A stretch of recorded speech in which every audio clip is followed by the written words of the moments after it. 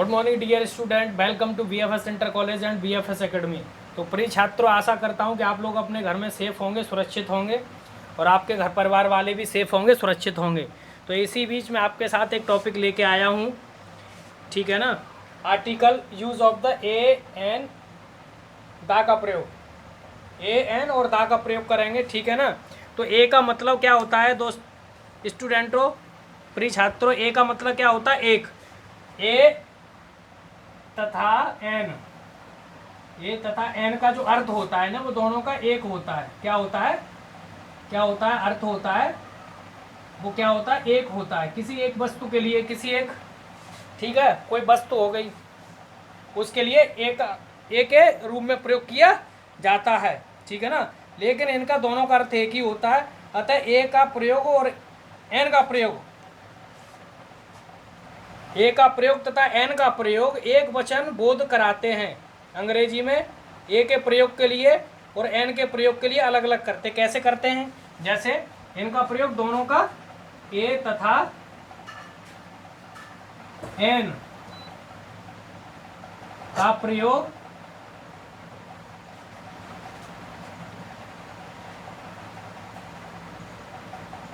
दोनों का अलग अलग होता है। कैसे होता है जरा देख लेते हैं, ठीक है ना। जैसे ए बॉय, जैसे for example we are taking the example a boy. क्या हो गया? क्या हो गया? ए बॉय। ए गर्ल, ठीक है ना। ए पेन, समझ रहे हैं? A boy, a girl, a pen, ठीक है ना। ये हो गया। अब एन का प्रयोग कहां पे करेंगे? वी आर यूजिंग एन कहां पे करेंगे? जहां पे वॉवेल्स से कोई मीनिंग स्टार्ट हो। वॉवेल्स समझते हो ना? वॉवेल्स का मतलब स्वर। ए ई आई ओ यू, ए ई आई ओ और यू, इससे कोई स्टार्ट हो meaning, starting, meaning starting from this, meaning starting from this, ठीक है ना, यहां से। तो वी आर यूजिंग एन, क्या करेंगे? एन का प्रयोग करेंगे, ठीक है ना। या किसी का जो हमारा अर्थ निकल रहा है, वो जैसे HONEST, हॉनेस्ट रहता है ना, HONEST, हॉनेस्ट मीन्स, तो उसमें क्या आ रहा? ऑनेस्ट आ रहा, नेस्ट, यही तो आ रहा है ना। तो इसका हिंदी का अर्थ तो ओ से आ गया, तो इसलिए एन ऑनेस्ट लगाएंगे। क्या लगाएंगे? An honest. तो यहाँ पे एन का प्रयोग होगा, एन अम्ब्रेला, ठीक है ना, एन अम्ब्रेला। ओके, क्या क्या लगाएंगे? एन अम्ब्रेला, ठीक है ना। क्या हो जाएगा? एन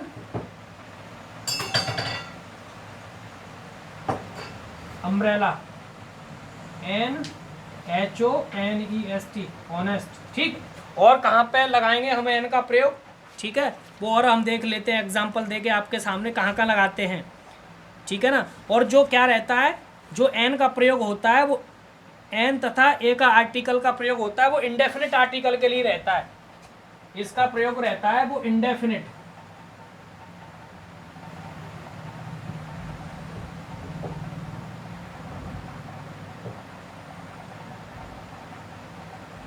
इसके लिए प्रयोग होता है, इंडेफिनिट आर्टिकल्स के लिए होता है। और ये डेफिनेट आर्टिकल के लिए प्रयोग होता है दा का, ठीक है ना। दा का डेफिनेट आर्टिकल्स के प्रयोग किया जाता है, ठीक है ना। अब और एग्जाम्पल देख लेते हैं हम लोग, ठीक है ना। क्या क्या एग्जाम्पल होंगे? जो AEIOU से स्टार्ट होते हैं वो हो गए तुम्हारे, ठीक है ना। अब जैसे एन अम्ब्रेला हो गया, फिट, एन एलिफेंट हो गया,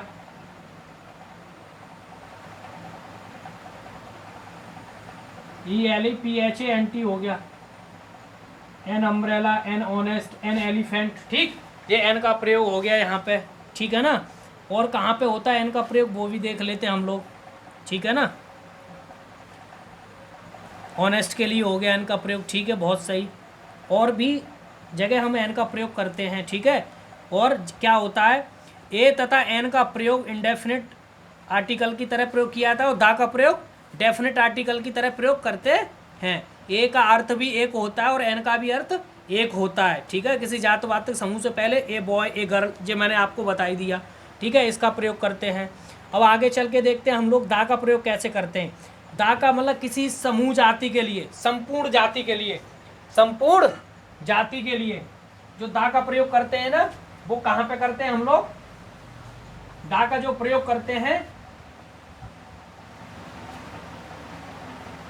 दा का प्रयोग कहाँ कहाँ करते हैं। जैसे नदियां हो गई, नदियां हो गई, ठीक है ना, नदियां हो गई, तालाब हो गया,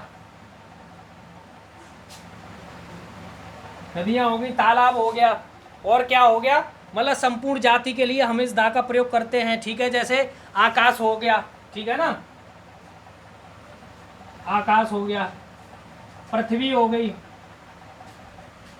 ठीक है ना, सूर्य हो गया, ठीक है ना, चंद्रमा हो गया,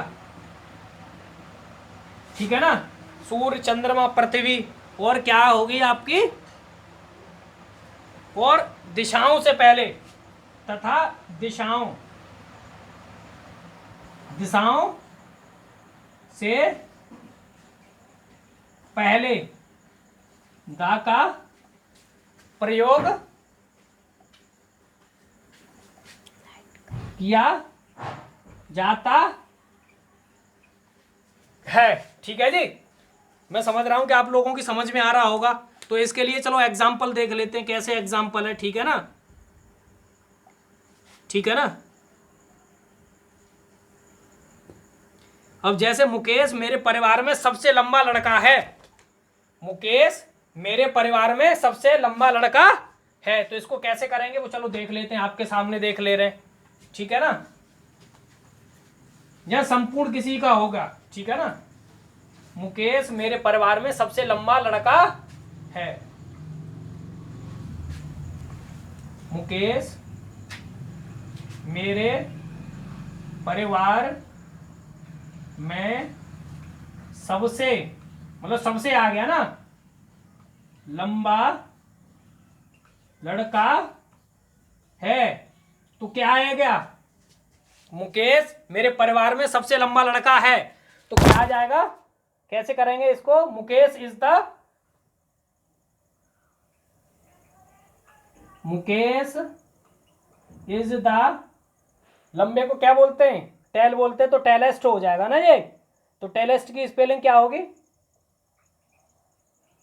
टेलेस्ट बॉय, दा लग गया ना लंबे के लिए, इन माई फैमिली।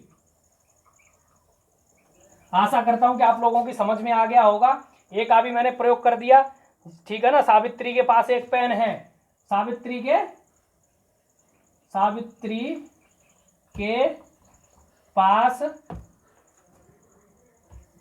एक पेन है, ठीक है ना, तो क्या करोगे, सावित्री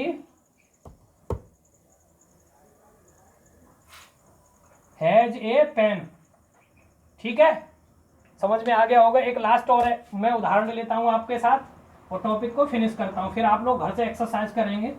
आशा कर रहा हूं कि आप लोगों की समझ में आ रहा होगा। एक एन का ले लेते हैं, ठीक है ना, एक एन का ले लेते हैं, ठीक है, एन का प्रयोग लेते हैं। जैसे मनोज एक ईमानदार व्यक्ति है, मनोज एक ईमानदार